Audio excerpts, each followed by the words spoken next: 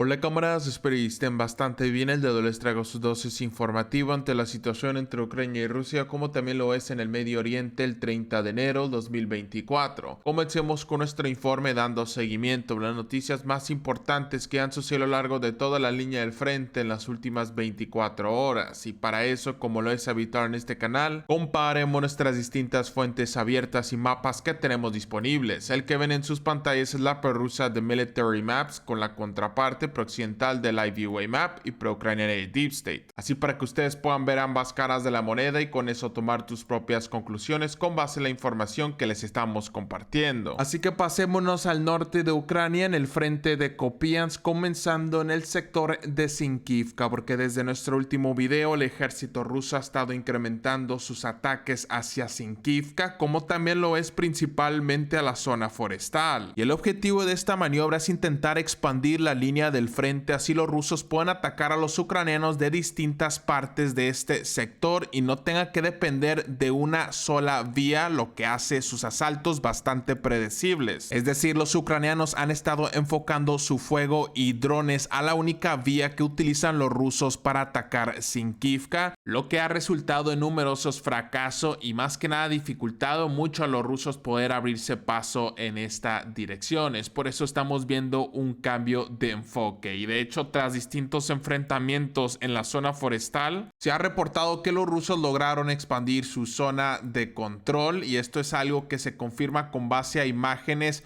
ya que un tanque ucraniano está atacando a unidades de avance del ejército ruso que tienen posicionamiento sobre esta parte de este sector. Algo que es importante notar es que los árboles del bosque no tienen mucha cobertura dado el invierno, como también el daño que las esquirlas y el fuego de artillería ha causado a las hojas de los árboles. Así que realmente es difícil maniobrar y lo están haciendo bajo un intenso fuego, como lo estamos viendo claramente en el video que les estoy mostrando. Lo mencionado no solamente lo confirman los medios prorrusos, sino también la contraparte ucraniana. Por ejemplo, aquí la fuente de Deep State lo ha actualizado en su mapeo. Esto es del día de hoy, esto es ayer. Hoy y ayer. Así que claramente observamos el avance y ambos lados están dando la misma información, lo que nos da un consenso general. Ahora, simultáneamente a todo esto, el ejército ruso ha estado atacando la retaguardia ucraniana, específicamente en Petropavlivka, en donde los drones enfocaron su fuego hacia los principales puntos de despliegue ucraniano con el objetivo de suprimir su logística, como también reservas y refuerzos que están siendo enviados a la línea del frente en Sinkivka. Así que por ahora los enfrentamientos se siguen desarrollando y veremos en las próximas horas si los rusos continúan con sus asaltos o si la contraparte ucraniana logra estabilizar la situación. Todo está por verse dentro de poco. Ahora vamos a pasarnos al frente entre Ivanivka y Kolmane, porque aquí los rusos han estado presionando seriamente la línea defensiva ucraniana. De hecho, en nuestros últimos 2 a 3 videos hablábamos de los intensos bombardeos por parte de las fuerzas rusas con bombas FAB en toda esta región. Curiosamente, en nuestro informe anterior, horas después de subirlo, recibimos información preliminar de que unidades del ejército ruso lograron romper la defensa ucraniana en las afueras de Tavievka, en donde tras distintos enfrentamientos lograron expandir su zona de control y esencialmente tomarla. En los últimos 3 días hemos estado viendo progresivamente cómo ambos lados han confirmado la información, lo que nos da un consenso general. Incluso, de hecho, el Ministerio de Defensa ruso hace unas horas lo mencionó en su reporte matutino. No obstante, por otro lado, sí hemos visto algunas fuentes ucranianas afirmar que unidades defensivas lograron contraatacar, poniendo nuevamente el pueblo en la zona de la disputa. Esto lo podemos ver en el medio pro-ucraniano de Deep State, en donde han actualizado la información en su mapeo. Esto es del día de antier, ayer y hoy. Ayer, antier, ayer y hoy. Así que aquí se ve un poco más claro lo que estoy mencionando, pero tendremos que esperar porque También hay fuentes abiertas como Zodiac Maps que afirman que el ejército ruso ya ha consolidado su posición y de hecho lograron expandir más allá su zona de control. El problema aquí para las fuerzas rusas, como también ucranianas, es que la aldea se encuentra en la zona baja y se ve un poco más claro en el mapeo topográfico, pero si lo observamos en el recurso de Google Earth, vemos que desde la perspectiva rusa en esta línea forestal puedes básicamente ver todo lo que se está moviendo en la aldea. Y de hecho, si nos pasamos a la contraparte ucraniana, es el mismo caso donde se encuentra esta zona boscosa. Es una posición muy favorable para atacar a las tropas de avance del ejército ruso que intentan activamente abrirse paso en esta dirección. Recalco que de momento tendremos que ser pacientes porque no hemos visto imágenes o videos de cualquiera de los dos lados que nos confirme dónde yace exactamente la línea del frente, pero es muy probable que los enfrentamientos se estén desarrollando y es por eso que no hemos visto esa foto. Recordemos que cuando Kolmane fue tomado por los rusos, tomaron una captura de soldados con la bandera rusa y es muy probable que cuando consoliden su posición en Tavivka sea el mismo escenario. Ahora es importante mencionar que los enfrentamientos que se están desarrollando en estos momentos aquí son cruciales para el desenlace de la batalla en todo este frente, porque si los rusos continúan avanzando y expandiendo su zona de control en las elevaciones que yo acabo de mencionar hace unos momentos, le dará la capacidad al ejército ruso de continuar con su ofensiva y más que nada creará condiciones favorables para que ellos puedan desarrollar múltiples ejes de ataque sobre las alturas tácticas, que recalco obligará a ciertas unidades ucranianas a tener que retirarse. Y como ustedes pueden ver en este mapeo prooccidental que les muestra claramente el terreno, después de Pishane, como también lo ve Stavaika y el otro Pishane, ya no hay ningún tipo de fortificación o aldea que puedan utilizar los ucranianos como punto defensivo. Son puros campos abiertos, en donde recalco que los rusos tendrán la ventaja de las colinas y así podrán continuar con su ofensiva hacia el río Oskil. Pero pues también esto no será una maniobra fácil. El ejército ucraniano ha tenido más de un año para preparar todo este sector. Es muy probable que estas líneas forestales y campos abiertos se encuentren densamente minadas, como también los drones y la artillería tienen enfocados todo su fuego. Aún así, encima de eso, los rusos sí tienen su prioridad en el suministro de municiones, como también equipo y tropas, la cual utilizarán en su ventaja para desarrollar su ofensiva. Veremos cómo se desarrollan las cosas en los próximos días. Hemos también visto informes de ataques en dirección general de Pishane, pero de momento no hemos visto imágenes o videos que nos digan dónde exactamente yace la línea del frente. Y es el mismo caso de Berestove, en donde información preliminar indica que los rusos han tomado la aldea, pero realmente tampoco es información confiable y yo en lo personal prefiero no precipitarme a conclusiones ya que no hay muchos detalles, pero claramente nuestros dos principales fuentes, tanto el ruso como el ucraniano, nos muestran la misma imagen y en ninguno de los mapas vemos que se ha expandido la zona de control o disputa, dando a entender que hay que esperar un poco y ser pacientes. Ahora pasémonos un poco más al sur, donde se encuentra el eje de Terni, porque el ejército ruso continúa con sus maniobras de asalto hacia esta dirección y de hecho en los últimos 3 días hemos visto mucha actividad. Imágenes que han sido geolocalizadas nos muestran cómo columnas de vehículos blindados por parte de las fuerzas rusas intentan activamente abrirse paso, pero a un alto costo, ya que están bajo un intenso fuego. Tras esta presión, sí se informan que los rusos han expandido su zona de control específicamente en las afueras de Yampolivka, lo cual el medio pro-ucraniano de Deep State ha confirmado en su mapeo. Esto es del día de ayer y esto es hoy. Ayer y hoy. Vemos que la zona de la disputa se ha expandido, dando a indicar que los rusos han llegado a nuevas posiciones. Simultáneamente a esto, drones del ejército ruso están hostigando activamente la retaguardia ucraniana para evitar que puedan maniobrar en su defensa. Y con todo lo mencionado, todo parece indicar que los rusos están en la última línea forestal antes de llegar a la zona boscosa que conecta directamente con Yampolivka. Por eso vemos que el principal eje de ataque se encuentra sobre estos campos abiertos y es muy probable que a como se estén acercando incrementen más su actividad. Ahora, si nos pasamos al sector de Terni en sí, los ucranianos sí han logrado estabilizar la situación, ya que en la última semana no hay cambios territoriales.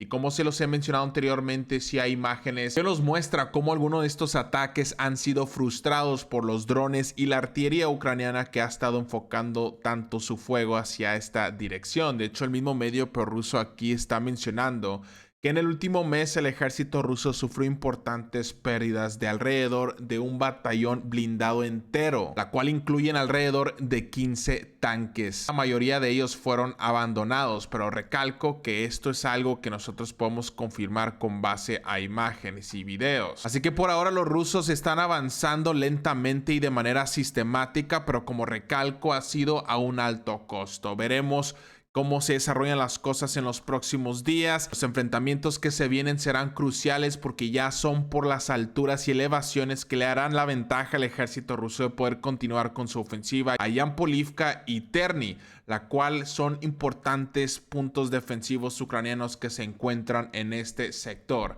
De hecho, si brevemente nos pasamos al recurso topográfico de Google Earth, podemos apreciar lo mencionado, en donde algunas de estas colinas y elevaciones básicamente te dan posicionamiento para observar todo lo que se está moviendo. Aún así, tengamos en cuenta que también la contraparte ucraniana tiene elevaciones y colinas que ellos pueden utilizar para maniobrar en su defensa y observar también las tropas de avance del ejército ruso. Así que definitivamente será una sangrienta batalla por ambos lados. Como lo menciono, es muy probable que a como se acerquen los rusos, la intensidad de estos ataques se incrementen de una manera sustancial. Así que por ahora la situación para la defensa ucraniana en todo el norte sigue siendo bastante delicada porque la presión constante que está generando las fuerzas rusas nos obligará esencialmente a tener que enviar reservas hacia esta dirección, debilitando otros sectores, lo que definitivamente causará muchas dificultades al esfuerzo ucraniano. Así que veremos cómo se desarrollan las cosas. Vamos a pasarnos al frente de Siversk, en donde el lado ruso ha compartido más videos de bombardeos en la retaguardia ucraniana, específicamente los principales puntos de despliegue, como también hemos visto de múltiples ataques locales. Más de manera general no hay cambios territoriales, lo que nos da a entender que las operaciones rusas hacia esta dirección tienen como objetivo mantener fijadas la defensa ucraniana para evitar que nuevamente el comando los pueda enviar a lugares más críticos. Es por eso continuamos viendo que estos ataques son realmente limitados y no hemos visto una maniobra a gran escala de momento, así que estaremos al pendiente. Ahora vamos a pasarnos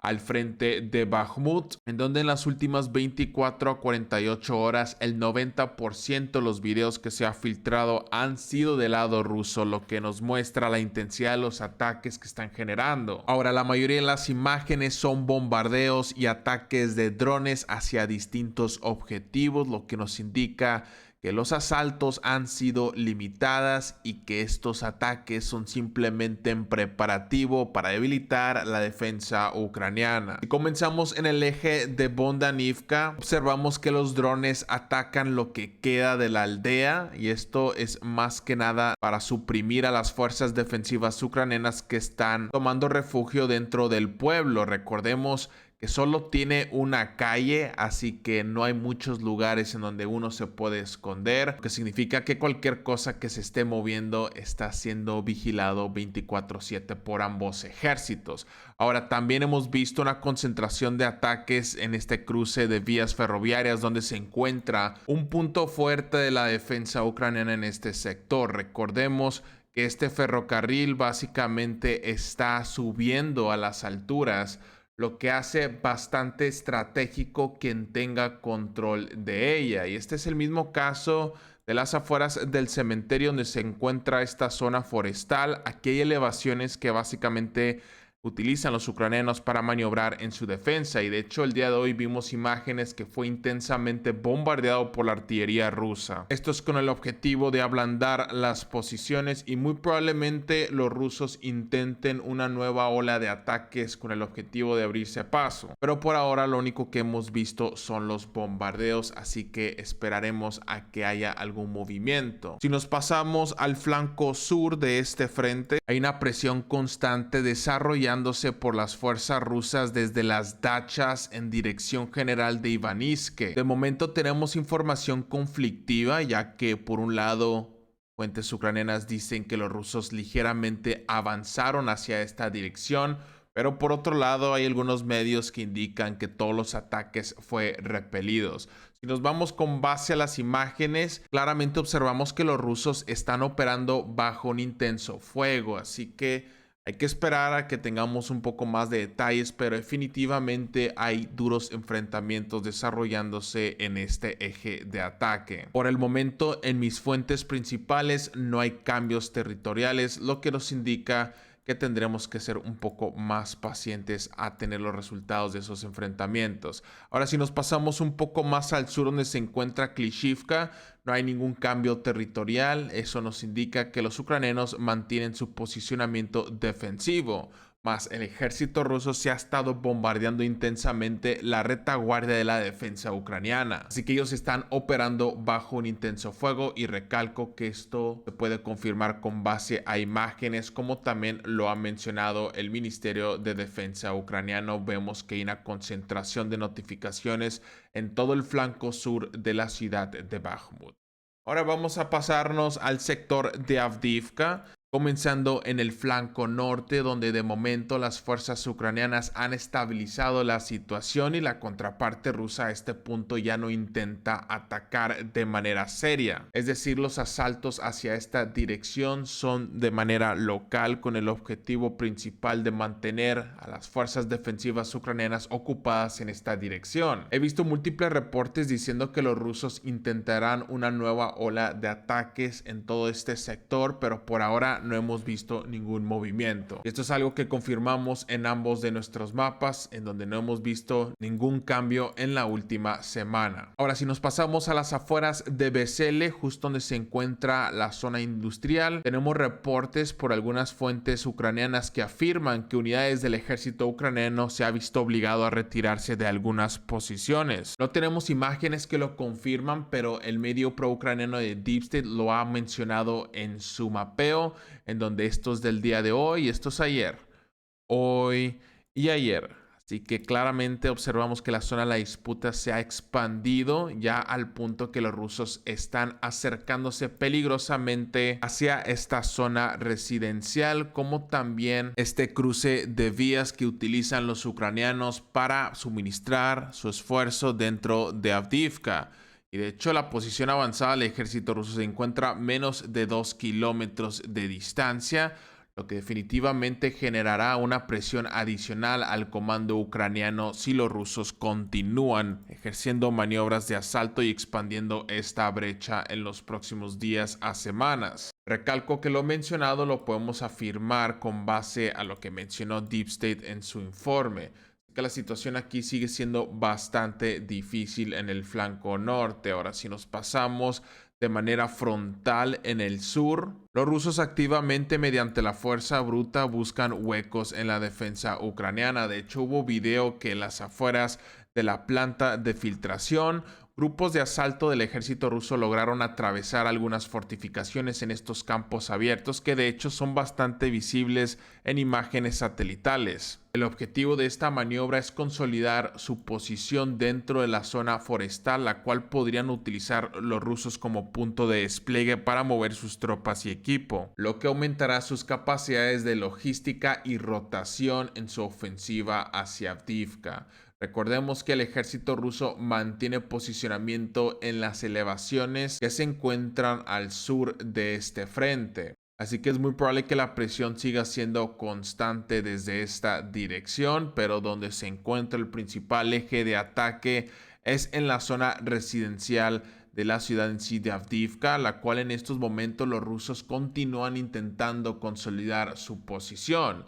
Según distintos medios y fuentes, tras algunos enfrentamientos han expandido su zona de control. Esto es del día de hoy, esto es ayer, hoy y ayer. Así que vemos que el lado ucraniano ha confirmado todo lo mencionado. Es el mismo caso de lo que ha compartido fuentes abiertas como también los medios prorrusos, dando un consenso general. Aún así, por otro lado, los ucranianos están activamente contraatacando. En un ejemplo, vimos video de un vehículo de combate Bradley desplegando infantería donde se encuentra el hotel y la única vía que utilizan los rusos como suministro y conexión con la ciudad del Donetsk. Algunas fuentes prorrusas refutaron este video diciendo que es viejo, pero la realidad es que los ucranianos sí han estado contraatacando de múltiples direcciones para intentar suprimir posiciones de avance del ejército ruso y evitar que puedan reorganizarse y continuar con su esfuerzo. Vamos con base a estas imágenes, es muy probable que los ucranianos utilizaron esta vía para abrirse paso y de ahí hostigar esta conexión que tienen los rusos y única vía más que nada para mantener sus posicionamientos dentro de la zona residencial. Los rusos todavía tienen acceso al ducto, pero ahí solo pueden operar grupos de infantería, no vehículos blindados, y es por eso que es importante para las fuerzas rusas mantener estos flancos. Así que por ahora los combates continúan. Simultáneamente a todo esto hemos visto también videos de que la ciudad en Avdiivka está siendo constantemente bombardeada como lo ha sido desde el inicio de esta ofensiva en octubre a un alto grado de intensidad. Así que la situación sigue siendo bastante difícil de manera frontal. Ahora, si nos pasamos un poco más al sur de las afueras de Opitne, hay información confirmada por ambos lados que indica que los rusos lograron expandir su zona de control justo a las afueras de esta aldea. Esto es bastante preocupante para la defensa ucraniana que se encuentra en estos campos abiertos, porque básicamente los rusos están desarrollando un movimiento de pinzas en el que solo hay 2 kilómetros de ancho para que las unidades ucranianas que se encuentran en estas posiciones puedan retirarse o quedarán completamente cercadas. Y no digo que sea fácil cercar esta defensa, porque recordemos que estos campos abiertos están densamente minadas, como también bastante cerca de la principal fortificación que utilizan los ucranianos como punto de despliegue, pero definitivamente esta maniobra no ayuda nada al esfuerzo ucraniano en su defensa. La información se puede confirmar con base al medio pro-ucraniano de Deep State. Esto es del día de hoy y esto es ayer. Hoy y ayer. Así que definitivamente los rusos lograron avanzar en esta línea forestal, la cual muy probablemente se libraron duros enfrentamientos. Y por ahora es todo lo que tenemos de la ciudad de Avdiivka. La situación continúa empeorando progresivamente porque los rusos sistemáticamente están expandiendo su zona de control. Por más que sea bajo un intenso fuego o de una manera lenta, eso es lo de menos. Como lo he mencionado en nuestros últimos videos, cada territorio y centímetro que los rusos toman de Avdiivka es una sentencia para la defensa ucraniana, ya que están bajo mucha presión. Aún así, encima de todo esto, los ucranianos mantendrán sus esfuerzos hacia esta dirección y es muy probable que la batalla continúe por un tiempo más. Así que le daremos seguimiento a nuestro próximo video. Vamos a pasarnos al eje de Perkomiansk, porque hacia esta dirección unidades del ejército ruso han expandido su zona de control y avanzado sustancialmente hacia la calle de Beshodraneva. Esto es del día de ayer y esto es hoy. Ayer y hoy. Hemos visto avances en la última semana hacia esta dirección, lo que nos indica que la defensa ucraniana colapsó donde se encuentra la primera calle y bloque de la aldea de Perkomiansk. Es muy probable que los rusos intenten desarrollar la misma maniobra que hicieron al cercar por completo a las tropas donde se encuentra esta vía, pero muy probablemente lo hagan desde la calle que se encuentra y conecta con el centro de Perkomiansk para repetir la misma estrategia. Obviamente esto tardará tiempo, no será fácil. Perkomiansk está fuertemente defendida, pero es la intención que estoy viendo por parte de las unidades rusas. Ahora si nos pasamos al eje de Marinka, no hemos tenido cambios territoriales que sean sustanciales en las últimas 24 a 72 horas, pero sí vemos bastante actividad tanto de la artillería como también lo es de vehículos blindados intentando limpiar y atacar las posiciones defensivas ucranianas que se encuentran en los alrededores de Georgivka. Así que de momento me esperaré a que haya más detalles. Los duros enfrentamientos continúan. Ahora vamos a pasarnos al eje de Novomijhalivka, en donde si nos pasamos al flanco norte, el ejército ruso ha logrado expandir su zona de control tras distintos enfrentamientos. Hay imágenes que se filtraron mostrando el asalto, como también de ataques por parte de las fuerzas ucranianas a las posiciones de avance del ejército ruso. Ese video no lo puedo compartir aquí porque es bastante fuerte, pero lo haré en la versión completa en nuestro canal de Telegram. El link está en la descripción. Pero tras estas maniobras claramente observamos lo que hemos estado mencionando ya por los pasados 2 a 3 semanas, de que los rusos están desarrollando un movimiento de pinzas y avanzando a través de los campos abiertos para poner a las fuerzas ucranianas que se encuentran en Novomijhalivka, la cual es un punto fuerte, en un cerco operacional, así ellos tengan que verse obligados a retirarse.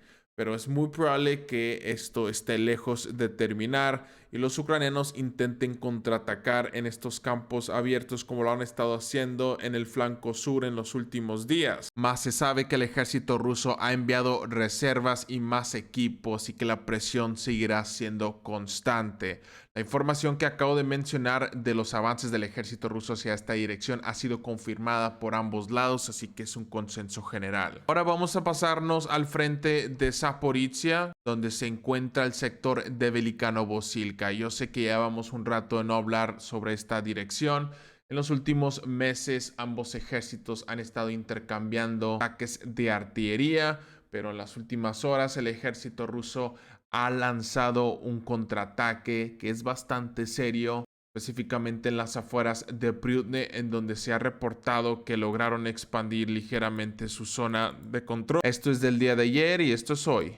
Ayer y hoy. Así que vemos claramente el movimiento territorial. Es muy probable que esta maniobra se dio después de identificar un hueco en la defensa ucraniana, ya que este sector, la defensa, ha sido debilitado, ya que el comando ucraniano se vio obligado a enviar alguna de las reservas a lugares más críticos, es decir, ya sea Avdiivka, Bakhmut o como lo es en el norte en Kupiansk. Que es muy probable que los rusos comiencen a incrementar sus ataques buscando debilidades y si encuentran una oportunidad harán este tipo de maniobras. Así que por ahora lo vamos a dejar así, ya que todo es muy preliminar, pero claramente observamos que la actividad del ejército ruso está incrementando progresivamente en este sector, con el objetivo de abrumar la defensa ucraniana y crear otro eje de ataque. Ahora, en cuanto a Robotyne y lo es también en Gerson Krinky, me voy a esperar al día de mañana que tengamos un poco más de detalles. Digo, si hay enfrentamientos importantes que tenemos que hablar. Y es que hoy fue un día bastante interesante en el aspecto político de Ucrania, porque distintos medios ucranianos reportaron que el presidente Zelensky destituyó a Valery Zaluzhny de su cargo como jefe de las Fuerzas Armadas de Ucrania. Y curiosamente esta información fue promulgada por periodistas de Ukrainska Pravda, la cual es un medio bastante importante del lado ucraniano, que de hecho encubrieron la corrupción del ejército bajo el mando del Ministerio de Defensa anterior Reznikov, que después de enterarse que la información salió a la luz quiso demandar este medio, pero como ustedes vieron no tuvo éxito, así que pueden imaginar el peso grande que tiene la nación. Y después de leer la información que compartieron, definitivamente mostraron las fricciones que hay en el comando ucraniano con Zelensky. Zelensky o alguna autoridad llamó a Zaluzhny, en donde le ofrecieron otro cargo como embajador en algún otro lugar, pero él se negó y no hubo decreto tras esto. Sin embargo, algunos periodistas afirman que Zaluzhny se está preparando para irse y que esto será el primero de una serie de cambios en el alto mando del ejército y en otros órganos gubernamentales. Ahora, es importante notar que lo mencionado son rumores y especulaciones, porque de manera oficial tras todo esto, el Ministerio de Defensa ucraniano refutó rotundamente la información. Y de hecho, Zelensky en su informe diario no mencionó absolutamente nada. Mas hay que entender que esto no es nada nuevo. Es bien sabido que hay fricciones entre ambos de estos personajes y se ha visto muy claro en los comunicados que han dado juntos, incluyendo los topes que ha tenido Zaluzhny con algunos generales como Sirski.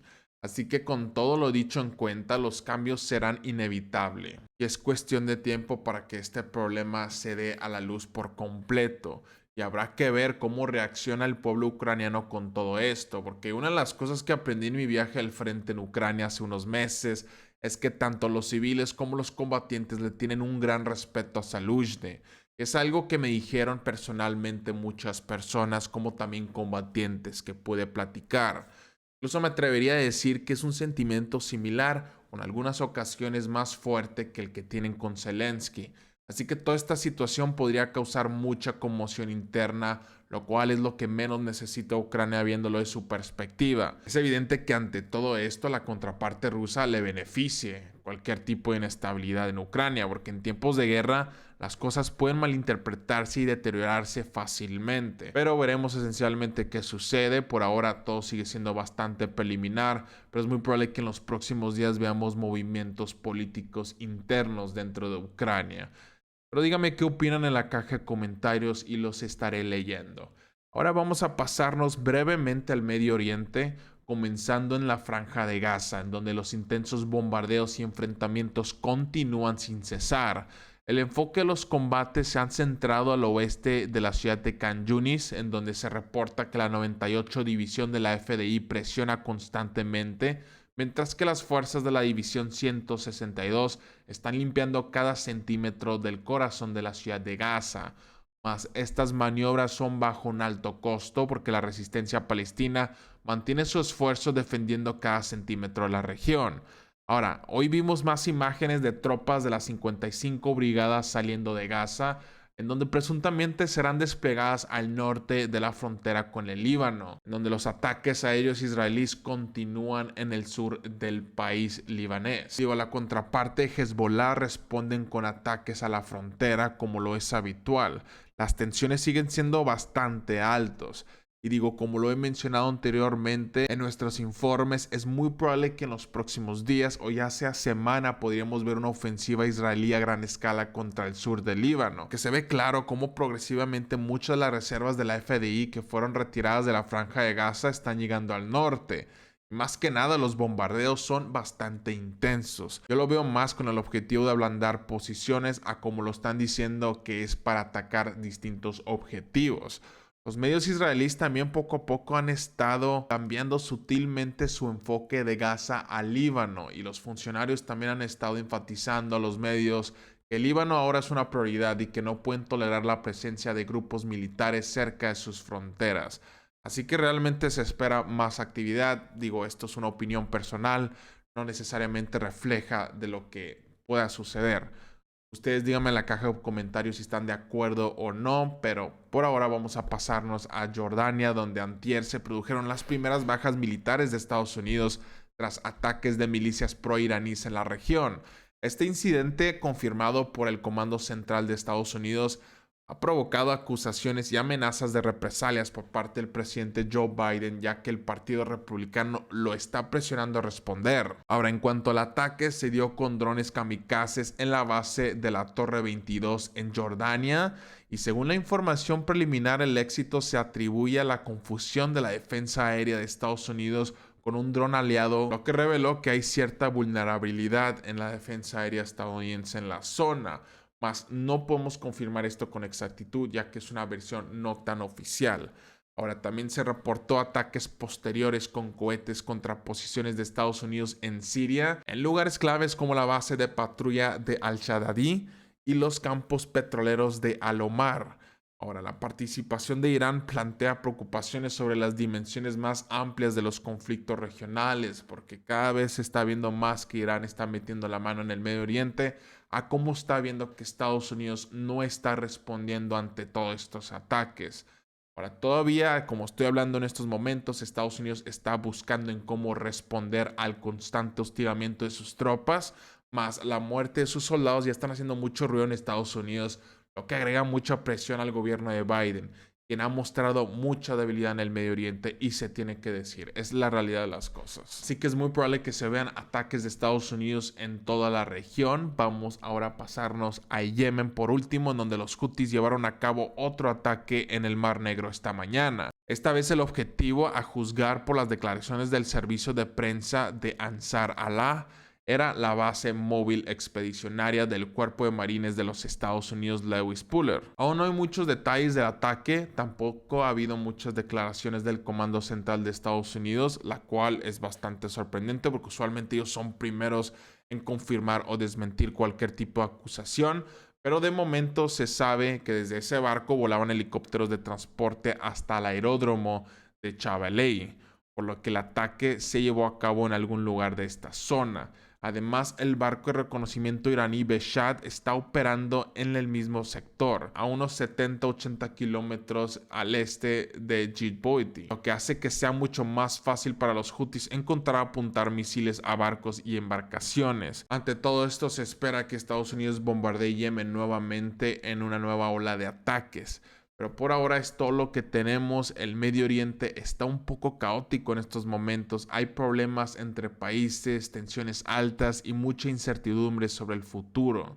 Por ahora, nuevamente, este fue mi breve resumen de lo que sucede en la región, como también lo es en Ucrania.